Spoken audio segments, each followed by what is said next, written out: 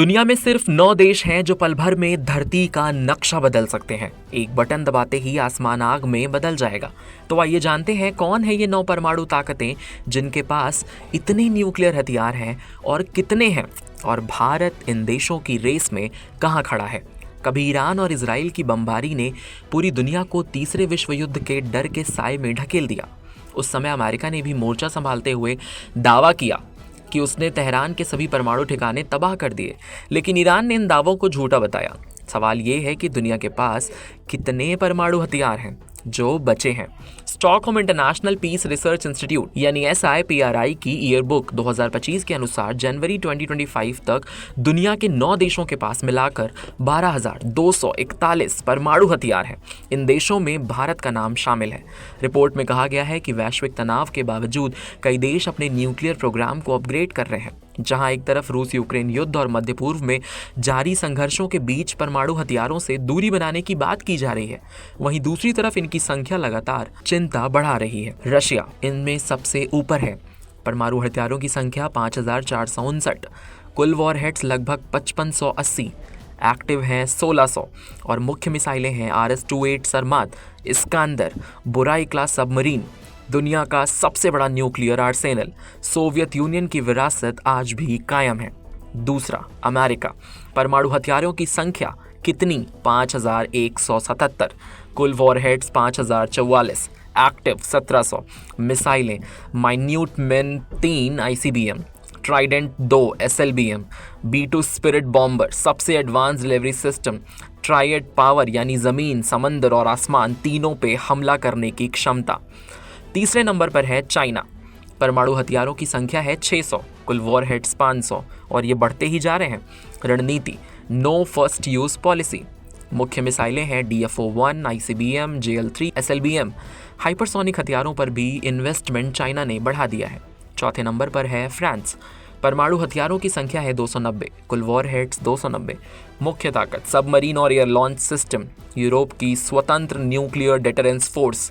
United kingdom की बात करें तो परमाणु हथियारों की संख्या है 225, कुल वॉरहेड्स 225। मुख्य हथियार Trident 2 missile, Vanguard class submarine से निशाना, कंटिन्यूअस एट सी डिटरेंस रणनीति।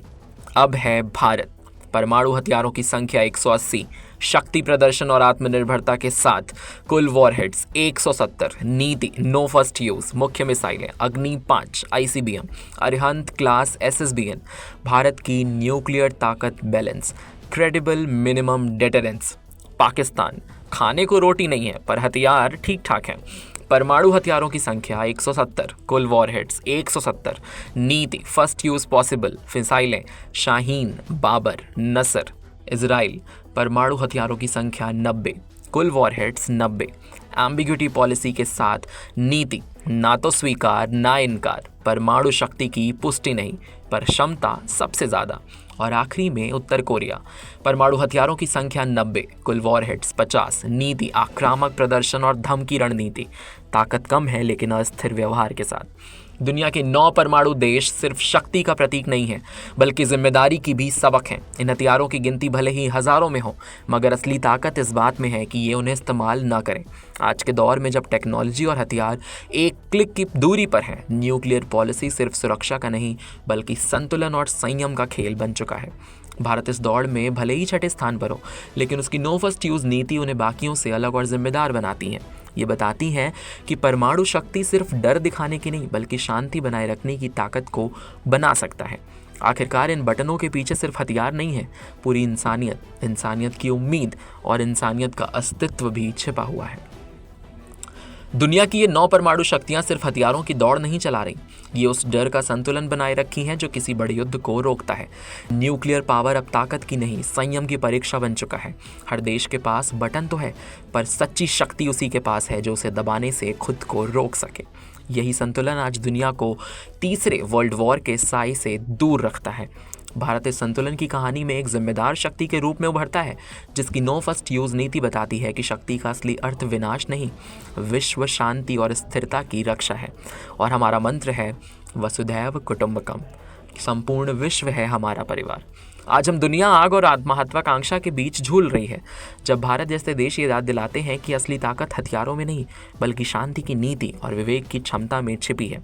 यही वो दृष्टि है जो आने वाले पीढ़ियों का भविष्य सुरक्षित रख सकती है।